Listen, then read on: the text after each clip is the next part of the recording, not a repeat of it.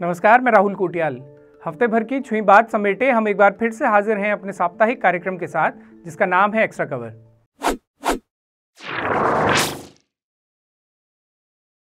बीते हफ्ते प्रदेश का घटनाक्रम मोटे तौर से वही रहा जो अमूमन रहता ही है।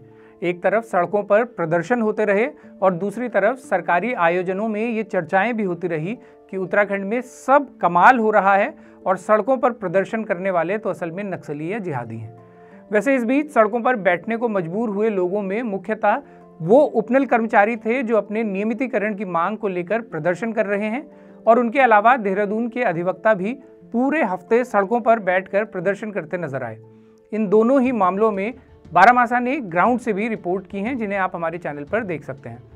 उधर सरकारी आयोजनों में मुख्यमंत्री की सोशल मीडिया इन्फ्लुएंसर्स के साथ बैठकी भी शामिल रही, जिसमें मुख्यमंत्री जी इन लोगों को ये समझाते हुए नजर आए कि उन्हें सरकार की तारीफ में कैसे कसीदे पढ़ने चाहिए।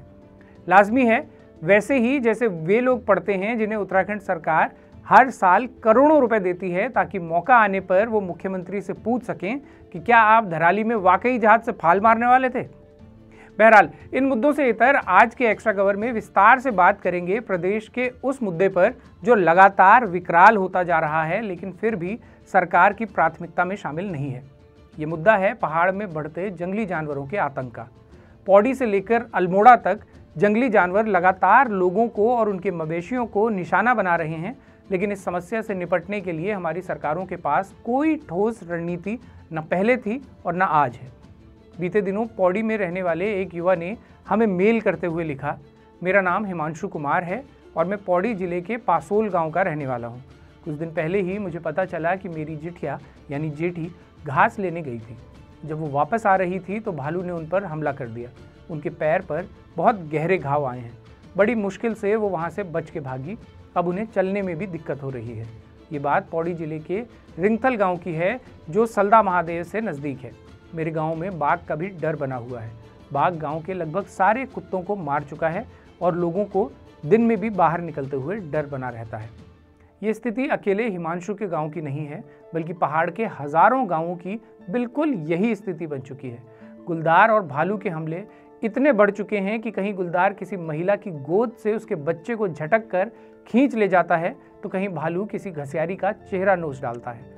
पिछले 25 सालों में हजारों लोगों को जंगली जानवरों ने निशाना बनाया है और पहाड़ से होते पलायन को इस समस्या ने और भी ज्यादा तेजी देने का काम किया है। उत्तराखंड में कई गांव ऐसे हैं जहां पीछे रह गए लोगों को भी हार कर सिर्फ इसलिए गांव छोड़ने पर मजबूर होना पड़ा कि भालू और गुलदार के खतरे के चलते गांव में रहना संभव नहीं रह गया था।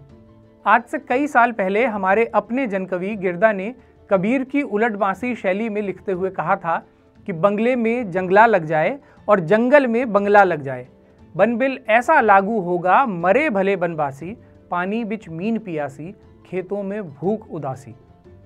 उत्तराखंड के वन विभाग के लिए गिरदा की ये पंक्तियां किस हद तक सटीक बैठती हैं, वो आप इस बात से समझ सकते हैं कि एक तरफ जंगली जानवर लगातार इंसानों को निशाना बना रहे हैं और वन विभाग के पास कोई इलाज नहीं है, दूसरी तरफ जो तस्कर अवैध तस्करी के लिए जंगली जानवरों का शिकार कर रहे हैं उन पर भी वन विभाग का कोई नियंत्रण नहीं है, बल्कि ये भी आरोप हैं कि वन विभाग के अधिकारी की मिलीभगत में ही ये तस्करी चल रही है।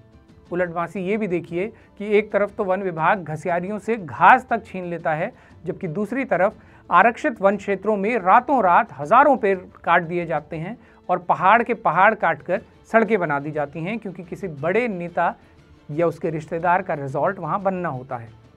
इसी हफ्ते उत्तराखंड क्रांति दल के कुछ नेताओं और कुछ पूर्व सैनिकों ने एक प्रेस कॉन्फ्रेंस करते हुए आरोप लगाए हैं कि वन मंत्री सुबोध उनियाल और वन विभाग के कुछ अधिकारियों ने शराब माफियाओं को अवैध लाभ पहुंचाने के लिए सारे नियम कानूनों को ताक पर रख दिया है, जिसकी जांच की मांग अब इन लोगों ने उठाई है।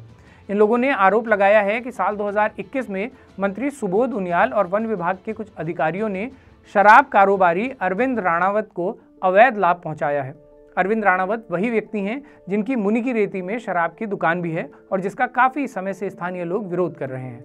अब आरोप ये भी लग रहे हैं कि आरक्षित वन क्षेत्र में अवैध सड़क निर्माण करवाया गया ताकि होटल रॉयल एप्रिकॉट तक आसानी से सड़क पहुंचाई जा सके। इस होटल के उद्घाटन में मंत्री सुबोध उनियाल स्वयं भी उपस्थित थे और वन विभाग के अधिकारी भी।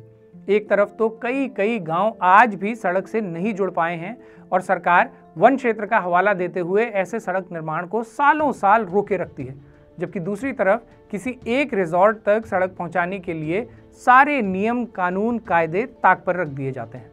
प्रेस वार्ता करते हुए इन लोगों ने मांग की है कि होटल रॉयल एप्रिकॉट की भूमि निर्माण और सड़क निर्माण की जांच कर मुकदमा दर्ज किया जाए। इस मामले में वन मंत्री और डीएफओ टिहरी की भूमिका की भी निष्पक्ष जांच हो और मुनि की रेती में चल रही शराब की दुकान को तत्काल प्रभाव से बंद करते हुए आपराधिक कार्रवाई दर्ज की जाए। वन विभाग की ऐसी कार्यशैली जिस पर कई सवाल खड़े होते हैं, उसकी एक लंबी सूची है। इसी कड़ी में वो गंभीर मामला भी शामिल है जो बीते कई साल से देश की सर्वोच्च अदालत में लंबित है। इस मामले को थोड़ा विस्तार से समझते हैं ताकि ये समझने में आसानी हो कि वन विभाग आखिर कैसे और किसके लिए काम करता है। ये बात है साल 2012 की। उत्तराखंड हाईकोर्ट में एक PIL यानी जनहित याचिका दाखिल हुई जिसमें कहा गया कि कॉर्बेट नेशनल पार्क में कई रिजॉर्ट मालिकों ने वन भूमि पर अतिक्रमण किया है और कई अवैध निर्माण नेशनल पार्क के अंदर कर लिए हैं। इस मामले में कोर्ट ने जांच के आदेश दिए। ये जांच चल ही रही थी कि दिसंबर 2015 में नेपाल के सुनसरी जिले में बाघ की खाल समेत 2 तस्करों को नेपाल पुलिस ने गिरफ्तार किया। जांच में पता चला कि इन बाघों को कॉर्बेट नेशनल पार्क में मारा गया था। इस घटना के 4 महीने बाद ही यानी मार्च 2016 में उत्तराखंड पुलिस की स्पेशल टास्क फोर्स ने भी रामचंद्र नाम के एक तस्कर को 5 बाघों की खाल और 125 किलो हड्डियों के साथ गिरफ्तार किया। ये मामला नेशनल टाइगर कंजर्वेशन अथॉरिटी के संज्ञान में आया तो उन्होंने तुरंत ही WCCB यानी wild life crime control bureau को इसकी जांच के निर्देश दिए। WCCB ने जब इस मामले की जांच की तो पाया कि उत्तराखंड में बाघों का शिकार बड़े पैमाने पर चल रहा है और ऐसा अधिकारियों की मिलीभगत के बिना होना संभव नहीं है। उन्होंने अपनी रिपोर्ट में इस पूरे प्रकरण को विस्तार से खोला है और पूरे घटनाक्रम को समझाते हुए खुलासा किया कि पंजाब से शिकारियों का एक समूह 2015 के आखिरी महीनों में बिजनौर पहुंचा था। इन लोगों में महिलाएं और पुरुष दोनों ही शामिल थे। नेशनल पार्क की सीमाओं से करीब 10 किलोमीटर दूर कल्याणमल देवता मंदिर के परिसर में ये लोग आकर रहने लगे। यहाँ आने के 3-4 दिनों के अंदर ही इन लोगों ने 2 बाघों का शिकार किया और उनकी खाल, हड्डियां, नाखून और अन्य सामग्री को पास में ही एक गड्ढे में दफनाकर ये लोग पंजाब लौट गए। फिर इनका संपर्क एक व्यापारी से हुआ जो संभवतः उत्तराखंड STF का मुखबिर था और ग्राहक बनकर इन तस्करों से बात कर रहा था। इस ग्राहक ने शिकारियों से कहा कि उसके पास एक नेपाली व्यापारी है, लेकिन वो माल तभी खरीदेगा जब कम से कम 4 से ज़्यादा बाघों की खाल उसे मिलेगी। इस पर वो शिकारी जनवरी 2016 में वापस यहाँ आए और उन्होंने अगले कुछ दिनों के अंदर ही 3 और बाघों का शिकार कर लिया। अब STF के मुखबिर ने इनसे दोबारा संपर्क किया और 20 लाख में 5 बाघों की खाल खरीदने का सौदा तय हुआ। खरीदार बनकर जब STF इन शिकारियों के पास पहुंची तो उन्हें गड्ढों में दफनाई गई बाघ की खाल समेत 1 क्विंटल से ज़्यादा बाघ की हड्डियां भी मिल गई, लेकिन STF इन 5 शिकारियों में से सिर्फ एक को ही गिरफ्तार कर पाई। WCCB ने अपनी रिपोर्ट में लिखा है कि ये STF की कमज़ोर तैयारी के चलते हुआ। बहरहाल इसी जांच में सामने आया कि ये शिकारी दिन के उजाले में ही नेशनल पार्क में जाते थे, वहाँ ट्रैप लगाते थे, वहीं खाते और रहते थे और इस पूरे दौरान फॉरेस्ट का न तो कोई अधिकारी और ना ही कोई गार्ड उन्हें वहाँ नजर आता था।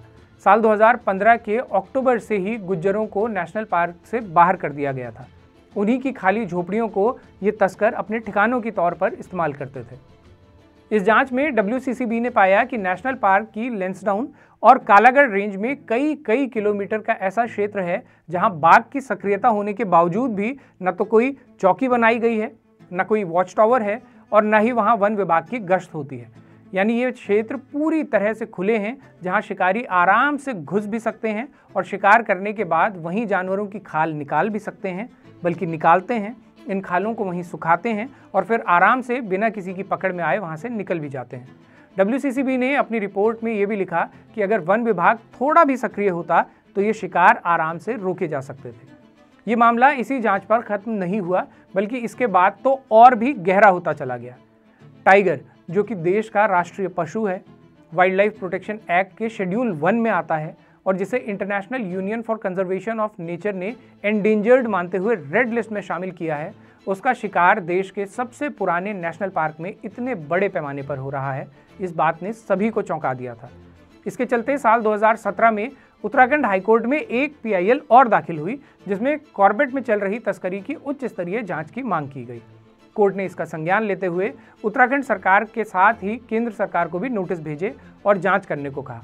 इस पर उत्तराखंड सरकार ने तत्कालीन PCCF प्रोजेक्ट श्री जयराज को जांच की जिम्मेदारी सौंपी। अपनी जांच में जयराज ने पाया कि बाघों के इस शिकार में तत्कालीन CCF DS खाती, कॉर्बेट टाइगर रिजर्व के तत्कालीन निदेशक समीर सिन्हा और वन विभाग के 2 अन्य अधिकारी भी दोषी हैं, जिनके खिलाफ सख्त कार्रवाई की जानी चाहिए। उत्तराखंड हाईकोर्ट ने इस रिपोर्ट के साथ ही WII की रिपोर्ट्स को भी गंभीरता से लिया। अब तक हाईकोर्ट 2012 और 2017 की इन 2 अलग अलग जनहित याचिकाओं को भी क्लब कर चुका था। कोर्ट ने माना कि यह मामला गंभीर है और इसमें बड़े अधिकारियों की भी मिलीभगत है, इसलिए उसने इस मामले में CBI जांच के आदेश जारी कर दिए। लेकिन इस मामले में एक ऐसा टाइपोग्राफिकल एरर हुआ जो आगे चलकर अधिकारियों के लिए ढाल बन गया। CBI जांच का आदेश करते हुए इसमें 2017 की जगह 2012 की याचिका का जिक्र हुआ था, जबकि हाईकोर्ट में ये याचिकाएं साथ में सुनी जा रही थी और पोचिंग यानी अवैध शिकार का मुख्य मामला 2017 की याचिका से जुड़ा हुआ था। इसी टाइपोग्राफिकल एरर को आधार बनाते हुए उत्तराखंड के कुछ अधिकारी सुप्रीम कोर्ट पहुंचे और उन्होंने CBI जांच के हाईकोर्ट वाले आदेश पर स्टे ले लिया। 2018 में लगा ये स्टे आज भी बरकरार है और हमारी सरकार को कभी ये नहीं सूझा कि ये स्टे विकेट करवाने की दिशा में वो कोई प्रयास करे, ताकि इस मामले की CBI जांच हो सके और दोषियों को सजा हो सके। लेकिन ये स्टे विकेट कराने के लिए अब सामाजिक कार्यकर्ता और भाकपा माले के नेता अतुल सती ने सुप्रीम कोर्ट में याचिका दाखिल की है। उन्होंने अपनी याचिका में कई गंभीर पहलुओं को भी उजागर किया है और आरोप लगाया है कि वन विभाग के अधिकारियों ने सुप्रीम कोर्ट में झूठे शपथ पत्र दाखिल करते हुए कोर्ट को गुमराह किया और तब जाकर CBI जांच पर रोक लगवाई। अतुल सती ने अपनी याचिका में कहा है कि उत्तराखंड में चीफ वाइल्ड लाइफ वार्डन रहे DS खाती, जो CBI जांच के आदेश पर रोक लगवाने के लिए भागे भागे सुप्रीम कोर्ट पहुंचे थे, उन्होंने सुप्रीम कोर्ट में कई तथ्य गलत और भ्रामक रखे थे और इसलिए उनके खिलाफ कोर्ट में झूठ बोलने का मुकदमा चलाया जाना चाहिए। इसके साथ ही अतुल सती की मुख्य मांग है कि टाइपोग्राफिकल एरर और गलत तथ्यों को आधार बनाते हुए सुप्रीम कोर्ट से जो स्टे लिया गया है उसे निरस्त किया जाए, ताकि मामले की जांच CBI द्वारा की जा सके। इस मामले में ये भी दिलचस्प है कि साल 2020 में खुद CBI ने भी काउंटर एफिडेविट दाखिल करते हुए कोर्ट से ये मांग की थी कि ये स्टे हटाया जाए, क्योंकि इस मामले में प्रथम दृष्टया बड़े अधिकारियों की मिलीभगत नजर आती है और अगर जांच में ज़्यादा समय लगा तो ये अधिकारी और शिकारी सारे सबूत नष्ट कर देंगे।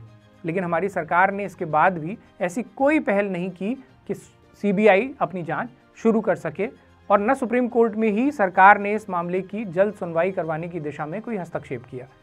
ध्यान रखिए कि इसी दौरान कॉर्बेट से जुड़े एक अन्य मामले में भी CBI जांच हुई, जिसमें सुप्रीम कोर्ट ने उत्तराखंड सरकार को जमकर फटकारा भी था।